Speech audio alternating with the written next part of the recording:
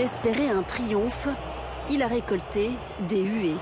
En marge de la finale de la Coupe du Monde hier, Donald Trump a tenu, sans surprise, à s'attribuer le succès supposé de cette compétition.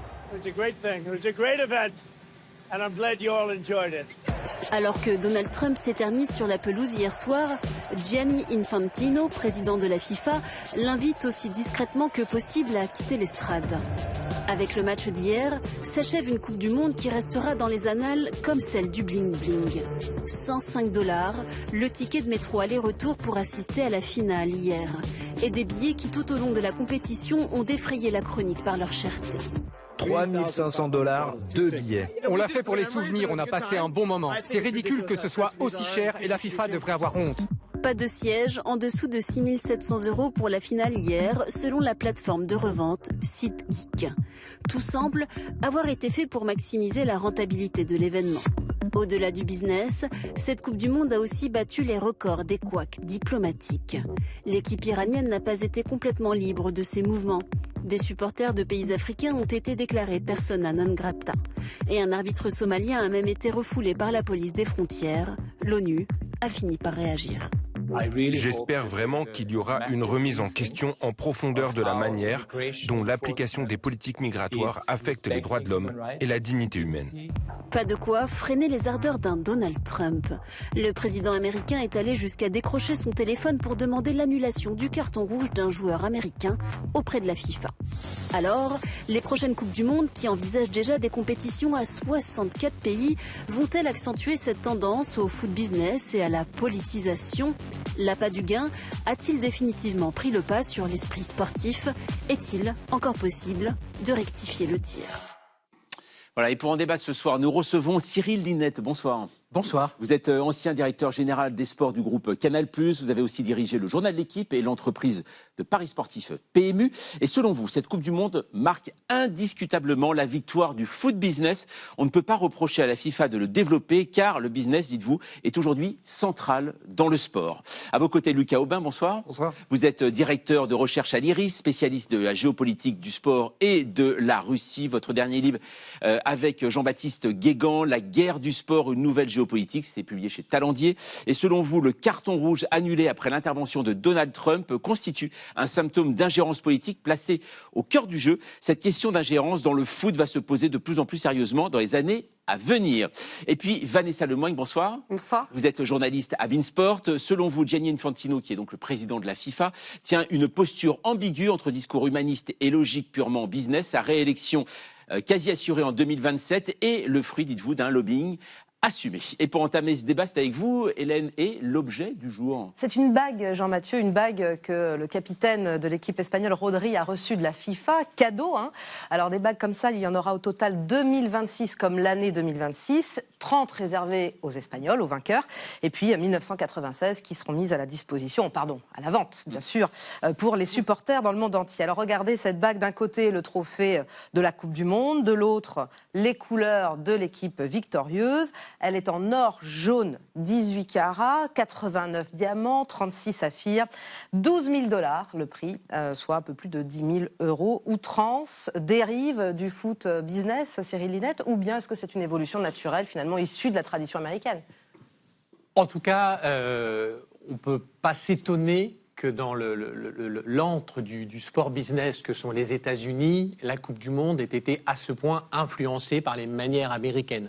Je ne veux pas dire que ce sera, on ne peut pas forcément considérer que ce sera le cas à chaque fois. C'est-à-dire que l'identité très forte que le pays organisateur, d'ailleurs on a oublié que le Mexique et le Canada ont aussi organisé, a imprimé sur cette Coupe du Monde, je ne sais pas si elle est reproductible à l'infini. Je n'ai pas eu le sentiment, on parlera politique tout à l'heure, qu'au Qatar ou en Russie, il y avait d'autres sujets, mais on avait à ce point une identification entre l'ADN local et l'organisation et la Coupe du Monde. Donc les Américains ont mis effectivement leurs grosses pattes de sport business, pas toujours très fine sur la Coupe du Monde. Ça s'est vu. On peut aimer ou ne pas aimer. Je ne sais pas si ça se reproduira à chaque fois. Alors, dans les exemples de business, on a vu donc les bagues. Vous l'avez dit, Hélène. Je parlais tout à l'heure de ces bouts de pelouse qu'on peut acheter maintenant, donc de la pelouse de New York, du stade de New York hier où s'est déroulée la finale.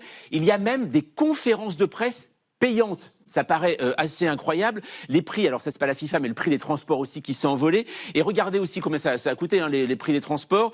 C'était 127 € pour se rendre en train de New York au MetLife Stadium, hein, et 11 €, voilà, alors que c'est 11 € en temps normal. Alors forcément, au départ, la question qu'on peut se poser, Vanessa Lemoyne, c'est que nous, on peut se plaindre, on peut s'étonner de ça, mais pourtant on voit qu'il y a un vrai public pour ce genre aussi de produits. Est-ce que c'est si choquant que ça ?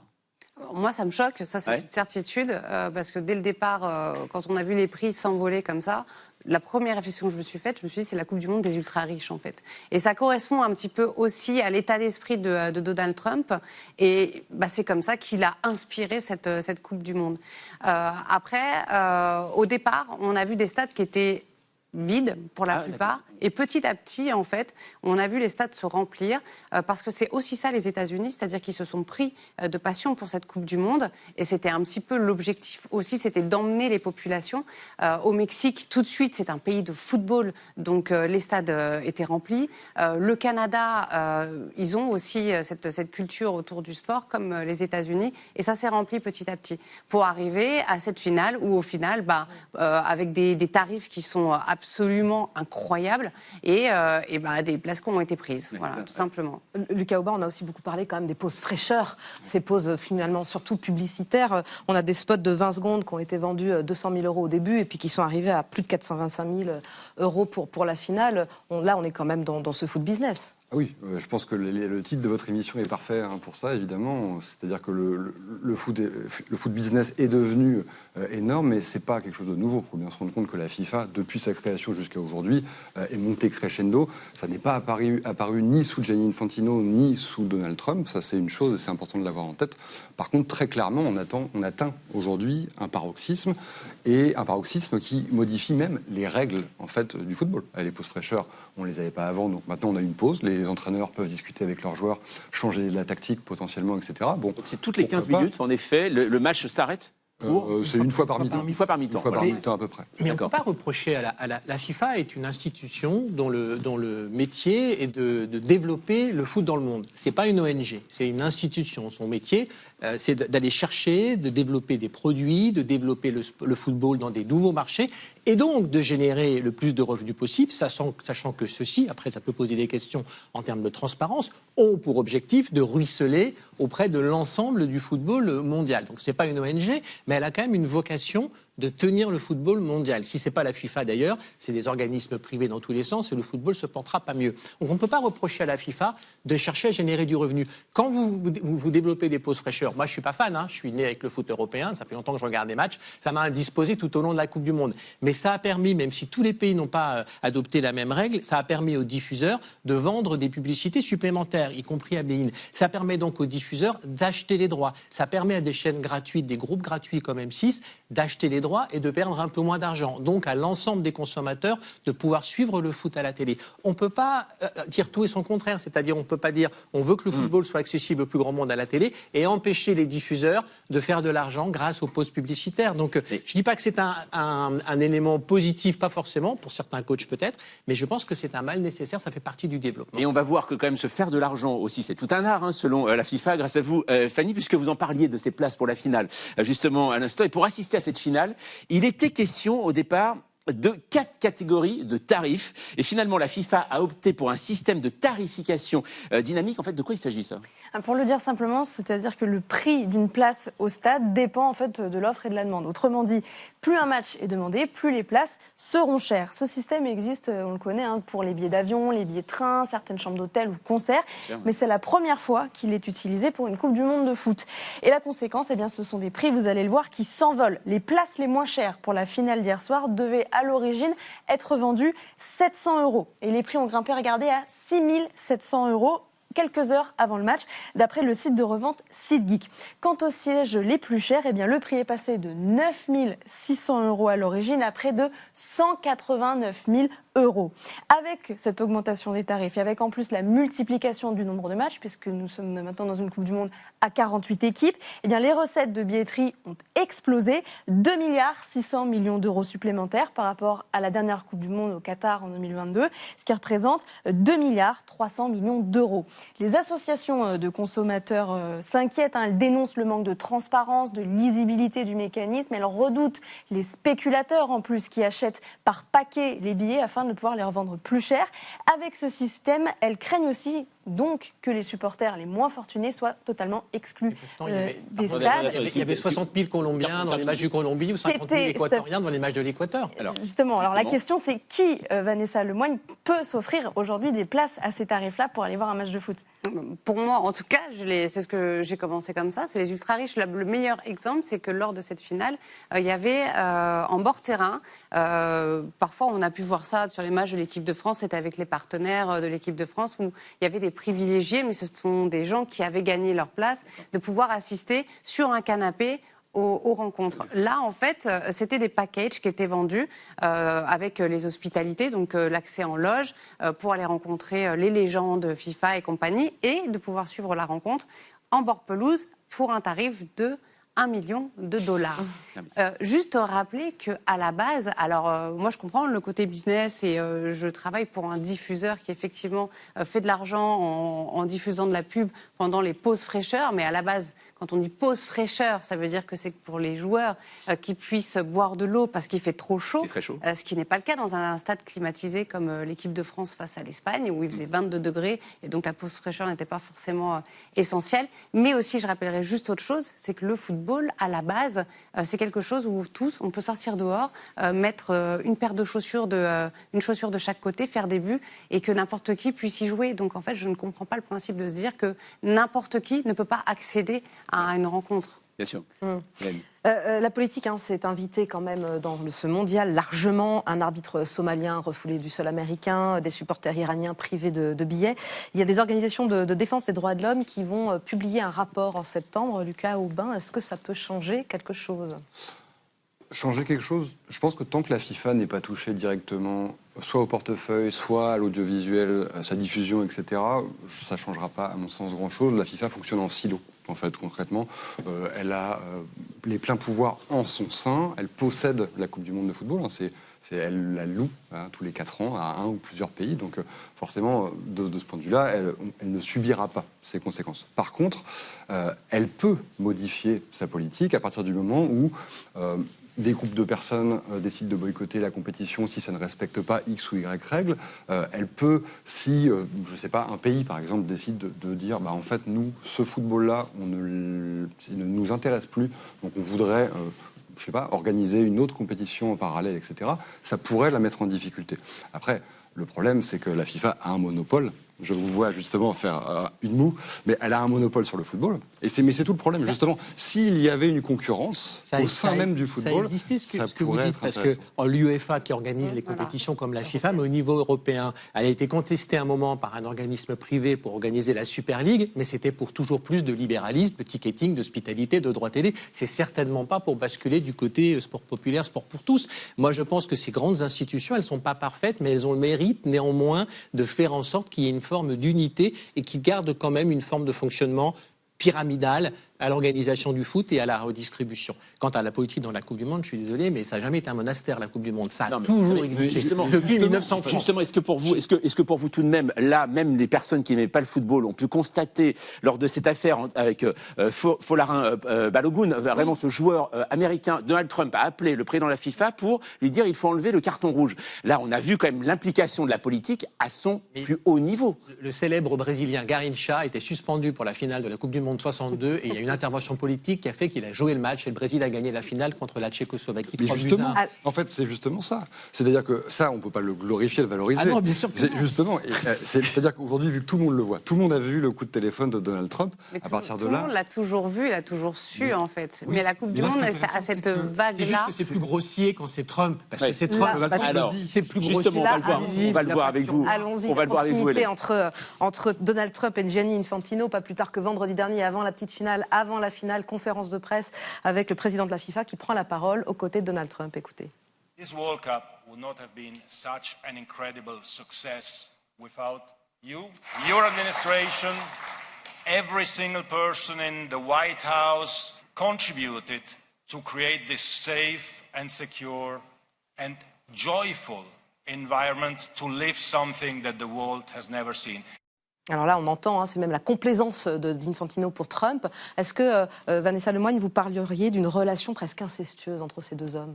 Alors, incestueux, je ne sais pas, puisqu'ils ne sont pas de la même famille, jusqu'à preuve du contraire. Mais en tout cas, ce qui est certain, c'est qu'il y a une forme de démagogie déjà dans ce discours-là et d'une envie d'imposer un discours. Et alors, je ferai le parallèle avec moi, ce que j'ai vécu lors de la Coupe d'Afrique des Nations, que j'ai couvert au Maroc. C'est du shaping. Voilà. En gros, c'est retenir un discours, matraquer d'un discours, communiquer constamment. Tout se passe bien, tout est merveilleux. C'est la meilleure compétition du monde. Et en fait, ne jamais répondre, ou alors par des formules comme « ne vous inquiétez pas, nous trouverons une solution ». C'est déjà à plusieurs reprises Gianni Infantino ce qu'il a dit. Lors de la Coupe d'Afrique des Nations, tout comme là, moi, quelque chose que j'ai pu observer, c'est la présence, l'ultra-présence des influenceurs sur les bords du terrain. Et Lucas Aubin, Gianni Infantino, on l'appelle le pape du football. On rappelle que la FIFA, c'est 211 fédérations nationales, c'est plus que de pays qu'il y a à l'ONU. Ça veut dire quoi? Ça veut dire que Gianni Infantino il a plus de pouvoir, de poids qu'un chef d'État? Non, il n'a clairement pas plus de pouvoir. Par contre, il a une influence sur la géopolitique mondiale, sur l'ONU elle-même. Et c'est pas Gianni Infantino, en fait, c'est la FIFA. Il faut toujours essayer de se détacher du dirigeant, parce qu'en fait, la FIFA, quand on regarde son histoire, c'est aller crescendo finalement dans cette direction. Il y a un exemple assez intéressant, parce que vous l'avez rappelé, il y a plus effectivement de pays à la FIFA que de pays à l'ONU. Ça, c'est vraiment important. Je crois que c'est 211 contre 193, donc c'est vraiment important. Au moment où l'Algérie voulait son indépendance dans les années 50, elle a créé une équipe de foot parallèle à l'équipe de France de football, parce que les joueurs algériens à l'époque jouaient dans l'équipe de France de football. Pendant plusieurs années, cette équipe d'Algérie indépendante, du FLN, Front de Libération Nationale, a fait une tournée à l'échelle internationale pour justement exister, donc montrer son drapeau, son hymne, etc. Elle n'a pas été soutenue directement par la FIFA, par contre elle a fait des demandes, encore et encore, pour y être reconnue, et au moment où elle a eu son indépendance, elle l'est devenue, en partie grâce à la FIFA, et surtout, plus largement, grâce au football. Et en fait, c'est là qu'on voit toute l'importance de la FIFA aujourd'hui, je crois. C'est qu'elle possède un sport qui est un attribut de chacun des États-nations qui existent aujourd'hui. Alors, vous disiez, Cyril Linette, que c'est pas nouveau, en effet. Et on va voir que notre indignation, parfois aussi, l'indignation populaire n'est pas nouvelle jusqu'à un certain point. On va le voir avec notre archive qui nous emmène à la Coupe du Monde de 2022, qui était alors organisée au Qatar. De nombreuses polémiques autour de cet événement, notamment autour du non-respect des droits humains dans l'Émirat. Et certaines villes françaises, comme Lyon ou Bordeaux, appellent au boycott, mais également de plus petites communes, à l'image de Chaumérac, en Ardèche, où le maire, vous allez voir, tente d'organiser la résistance. La décision est prise. Le maire de Chaumérac n'installera pas d'écran géant sur la place du village pour la Coupe du Monde au Qatar. Par respect pour les ouvriers qui sont morts lors de la construction des stades et parce que l'époque est aux économies d'énergie. Pendant qu'ici on va se serrer la ceinture, là-bas ils vont dépenser sans compter pour climatiser les stades. Et puis il y a aussi un volet qui est important quand on est élu, c'est l'utilisation de l'argent public. Mettre un écran géant, c'est à peu près 6 000 €, donc je ne mettrai pas, c'est sûr, 1 euro pour cette Coupe du Monde. Alors des appels au boycott, il y en a eu plein. Il y a eu le Qatar, mais il y a eu aussi la Russie. Il y a même eu là les États-Unis cette année, le plus gros pollueur de la planète. Et on a l'impression que ça ne change pas grand-chose. Les organisateurs continuent à faire comme si. Les spectateurs sont toujours aussi nombreux. 24 millions de Français devant leur télé pour Argentine-France au Qatar, pour la finale au Qatar. Donc finalement, ce sont des postures, ces appels au boycott. Oui, je pense que ça ne fonctionnera pas. La Coupe du Monde de foot est trop puissante et depuis toujours. Encore une fois, le métier de la FIFA, c'est de développer son produit, c'est d'ouvrir à de nouveaux marchés. C'est ce qu'elle a fait avec ses 48 pays, même si effectivement, sportivement, c'était pas forcément toujours justifié. Mais il ne faut pas être trop ethnocentrique pour les nouveaux pays qui se sont qualifiés. C'était quand même une aventure assez extraordinaire. Parler pour ceux qui n'auraient pas suivi. Il y avait en effet des équipes comme le Cap-Vert, comme le Congo, comme l'Ouzbékistan, en fait, qui ne sont pas des habitués en effet de ce genre de compétition et qui se sont retrouvés là et qui ont d'ailleurs plutôt bien fonctionné comme le Cap-Vert par exemple. Oui, et en tout cas pour eux ça a été, je pense pour leur population, une aventure absolument extraordinaire. Après effectivement il y a deux limites au développement du produit quand on est une institution. Un, il ne faut pas dénaturer le sport parce que le sport, c'est créateur d'émotions. Les sponsors, faut pas se leurrer, ils viennent pour de l'émotion. Donc, s'il n'y a plus d'émotion, donc si on va trop loin dans les pauses fraîcheurs et autres, là, on dénature le produit. Donc, il ne faut pas tuer le produit sur lequel on est assis. Et puis, deuxièmement, je rejoins Vanessa, ne pas se couper complètement des bases populaires, parce que le foot, par définition, est un sport populaire. Donc, il faut avoir cette réflexion, compris sur le prix des places. Mais c'est un sujet dangereux. Rappelez-vous, Paris 2024, la promesse de on aura des prix accessibles, et puis c'était pas tenable, et ça a été compliqué derrière pour Tony Estanguet. Donc, c'est ça le sport business, c'est toujours complexe. Ne pas tuer la bête, Vanessa Lemoigne. Là, il y avait donc il y avait 48 équipes cette année. On parle de 64, alors peut-être pour les prochains 2030 en Espagne ou 2034 en Arabie Saoudite. Est-ce que là, on ne tue pas la bête avec 64 équipes et on va encore en rajouter derrière? C'est ça? Alors en fait, moi, là-dessus, j'ai une vraie ambivalence. Tout comme j'en ai une en pensant à Gianni Infantino. Est-ce qu'il est le plus grand humaniste que l'histoire est portée parce qu'il est avec son football unite, je suis là pour, comme on vient de l'entendre notamment avec Donald Trump, le football uni, c'est vrai que ça met aussi la lumière sur des histoires, sur des pays. Avec ces 48 équipes, il permet à des équipes qui n'ont jamais pu participer à la Coupe du Monde d'être là et de vivre cette expérience-là. On raconte des histoires, donc on est dans le vrai storytelling de ce qu'est le football par essence. Mais en même temps, comment on fait pour faire un tournoi à 64, déjà 48, je suis décédée. Oui, c'est ça, oui, parce que vous l'avez suivi, vous.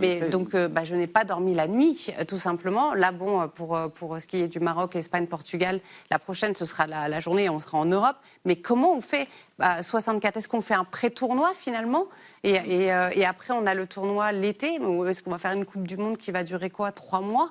Comment est-ce que c'est possible de faire? Donc, en fait, je pense qu'il est déjà en train de réfléchir à autre chose. Et ce qui m'intéresse là-dedans, surtout, c'est qu'on parlait de l'UEFA tout à l'heure. Et je pense qu'en fait, le but de tout ça, et donc là, je rejoins le côté un peu machiavélique peut-être de Gianni Infantino, est-ce que ce ne serait pas de tuer l'UEFA, en fait, tout simplement, parce qu'il y a une vraie guerre entre les deux. Il a déjà récupéré la Coupe d'Afrique des Nations, et cette CAN, il veut l'organiser en face de l'Euro. Donc ça dit beaucoup de choses. On voit en effet qu'il y a des combats qui se mènent. En tout cas, voilà, on a l'impression que c'est un feuilleton à suivre qui va bien au-delà seulement de pousser un ballon au fond d'un filet. En tout cas, merci beaucoup à vous trois d'être venus débattre ce soir sur le plateau de 28 minutes.